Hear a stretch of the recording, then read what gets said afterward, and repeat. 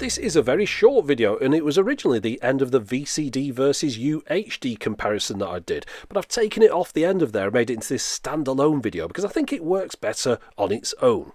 And it's about 4K or ultra high definition. You see, in a previous video I made, I saw quite a few comments popping up about 4K saying, what's the point? You need a massive television before you can see a difference, and most recent films weren't even shot in 4K anyway. So let's try to address those 2 points. The first one, you need a massive television. Well, there are these charts online that tell you where you need to sit before you can appreciate a difference between 1080p and 4K. I notice all the charts say something different, so it's really down to your own personal experience, as well as, of course, the quality of your television, and for that matter the quality of your eyesight as well. But what about my personal experience? Well, I'm sat about 10 feet away from a 65-inch screen. From there, can I see a massive difference between the quality of 4K and 1080p as far as resolution goes? No, I can't, but I didn't buy 4K just for the resolution. I'll explain more in a second. Now, this business about films not being shot in 4K or edited in 4K, it's very true. A lot of films aren't, but I wasn't born yesterday. I don't go into this with no research before I buy a product. Obviously, you do a bit of research, especially if you're a bit of a movie fanatic. You'll read up on the forums about what a particular film was shot in, and more importantly, how it was edited down. And you'll see films that were shot in high resolutions and edited in 4K, and those are the ones that you'll probably go ahead and buy if you really want to get the best out of your system. But those two previous points were just talking about resolution, and if that's all UHD offered over HD, then you can count me out as well. I'm not interested. I don't need the improved resolution, as we mentioned before. But the thing that got my interest in the format a couple of years ago was when people were starting to talk about the fact that the format would offer a higher dynamic range and increased color depth. They tend to put HDR on the disc now, and this is the major selling point for me. It's something that you really can tangibly notice, even if you can't spot the difference in the resolution.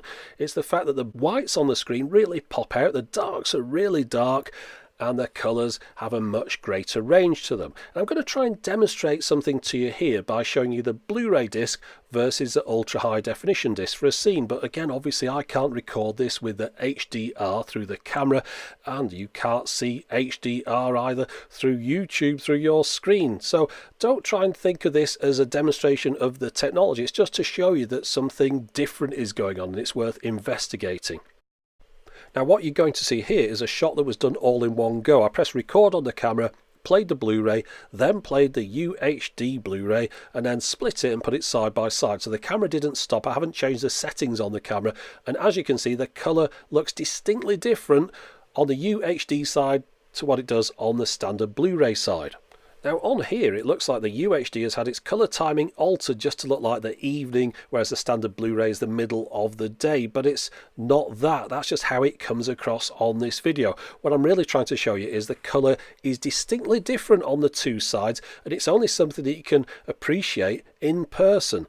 It's the way the HDR mode works and the way the brightness has a much greater range of variance between the dark and the light. So for me, the big selling point for the UHD Blu-rays isn't the increased resolution or the better sound. Those are all nice things, and maybe in the future I'll be able to take advantage of them with a bigger screen and better sound system. But for me right now, it's all about the high dynamic range and the increased colour depth.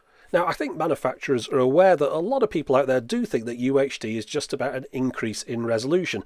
So they've come up with this new logo, Ultra HD Premium. That's to indicate that the device is capable of displaying the HDR and the increased colour depth, and you'll also see it on the back of the discs as well. And this really is something that you can only experience in person, just like VR. It's not something that you can experience with someone showing it on YouTube. You've got to be there in person. And now if you see it in person and you think it's a load of rubbish, then fair enough, but don't just write off UHD as resolution. There's more